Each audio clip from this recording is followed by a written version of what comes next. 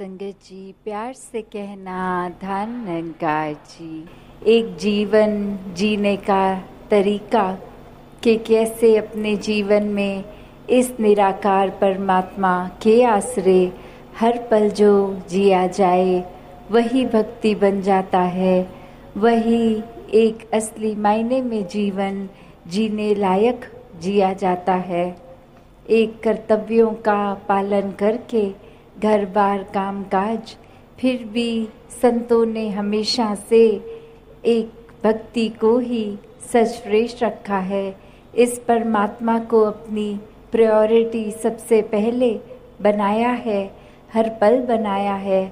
सिर्फ उस समय नहीं जब कोई दुख दुविधा एक जीवन में है, पर सुख के समय भी इस परमात्मा का ही वो श्रेय, और जब कोई स्थिति अपने अनुसार नहीं तो भी इसी के आश्रय।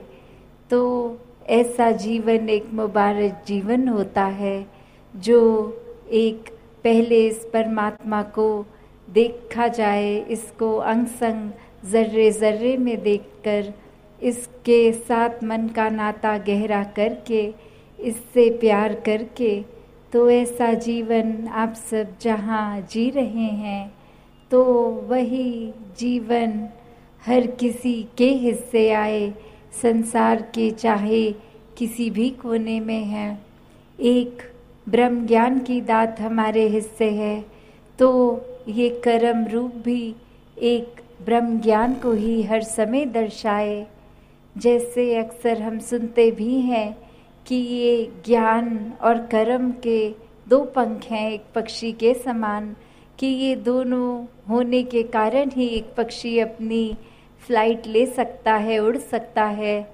तो उसी प्रकार सिर्फ अगर ब्रह्म ज्ञान ले लिया, समझा नहीं, उसको कर्मों में नहीं डाला, तो ये जीवन की उड़ान एक सुंदरता भरी नहीं हो सकेगी।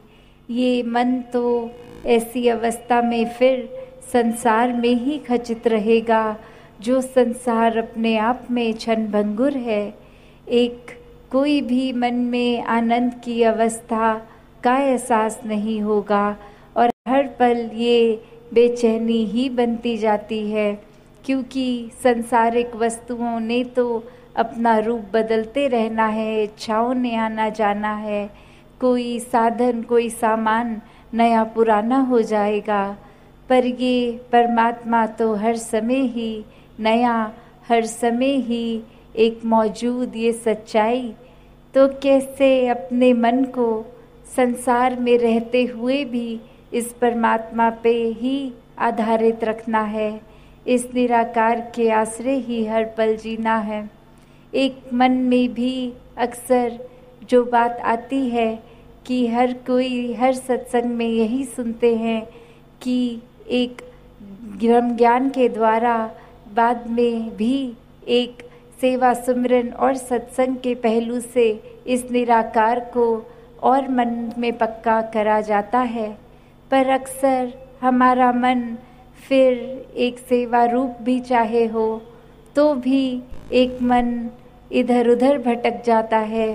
एक मैं को जहाँ एक अपने जीवन से उसका अस्तित्व ही खोना था, एक अहंकार में रहकर नहीं, एक समर्पित भाव में जो सेवा करनी थी, वो कहीं ना कहीं मन फिर अपने आप को श्रेय दे बैठता है। मन यही भाव रखता है कि कैसे हमने कुछ किया है तो ही वो कार्य हुआ है।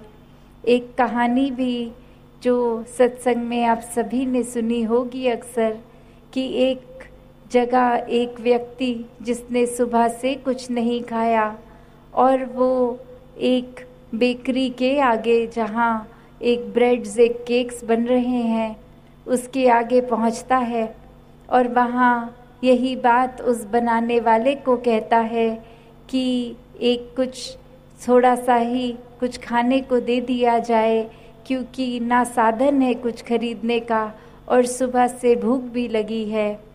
तो वहीं वो ब्रेड बनाने वाला शेफ़ एकदम यही कहता है, चलिए मैं बना कर देता हूँ, आप खड़े रहिए, इंतज़ार कीजिए।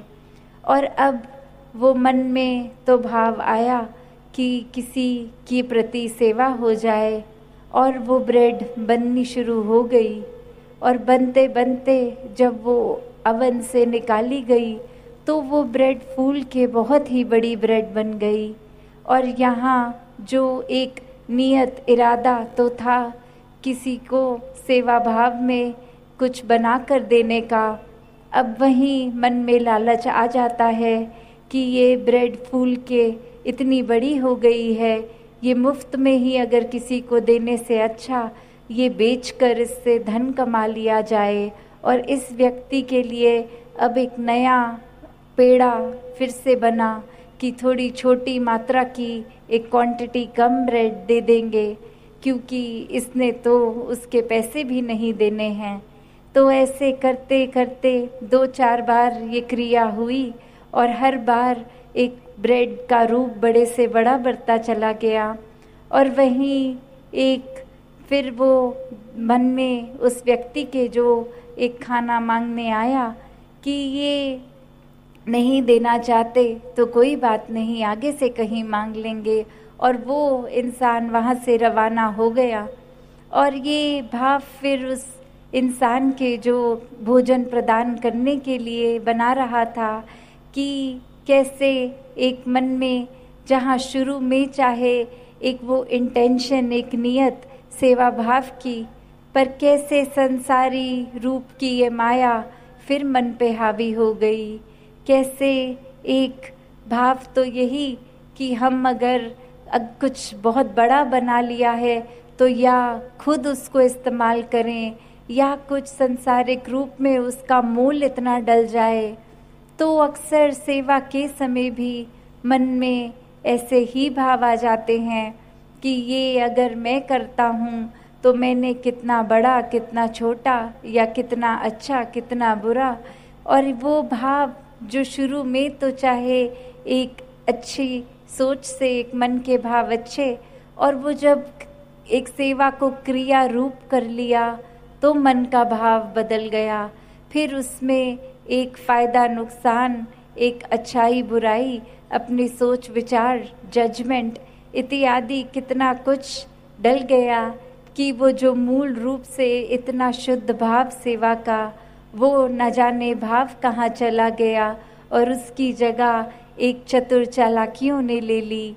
एक मन में वो भाव कि शायद दूसरे इंसान को ये नहीं करना आ रहा, जरा हम उसको समझा दें कि ये सेवा को इस तरह नहीं, इस तरह किया जाता है।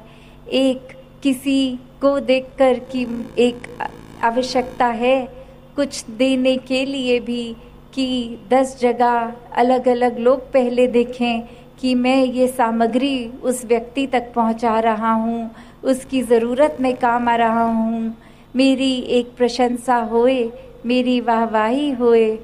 तो कैसे एक सेवा का जो इतना शुद्ध भाव वो भी एक मनमति हावी हो गई, तो कैसे वो रूप भी उसका पूर्ण नहीं होता।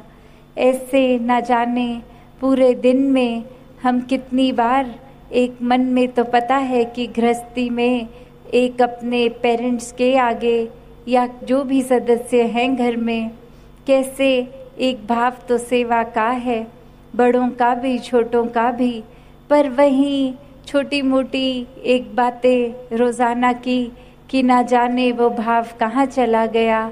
और मन में एक फिर अधिकार ने, एक हक ने वो जगह ले ली जहाँ सामने वाले को ब्रह्मज्ञानी ये निराकार स्वरूप देखना था।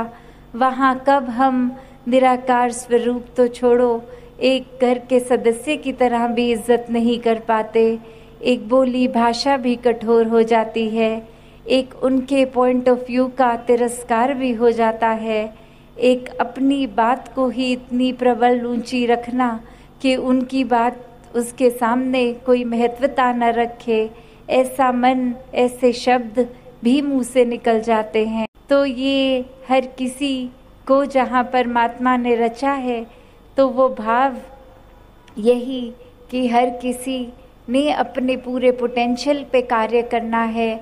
चाहे हम नेचर की ओर भी देखें कि एक पेड़ को नहीं कहा जाता कि पेड़ वाला व्यवहार करो, एक सूर्य को नहीं कहा जाता कि रोशनी फेंको।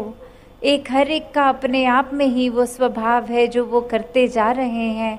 सिर्फ मनुष्य को ही एक संदेश जाता है मनुर्भव का कि एक शरीर इंसान का है, तो अब गुण भी इंसानियत के आए, एक चाल भी इंसानियत की चली जाए। तो जीवन में एक इंसानियत को अगर सच्चाई से अपनाना है, इस निराकार के आश्रय सेवा सुमिरन सत्संग के द्वारा हम जहाँ अपने जीवन को अच्छा जीवन बना दें, वहीं एक संसार के लिए भी वरदान साबित हों। सत्संगत जी, धन निरंकार जी।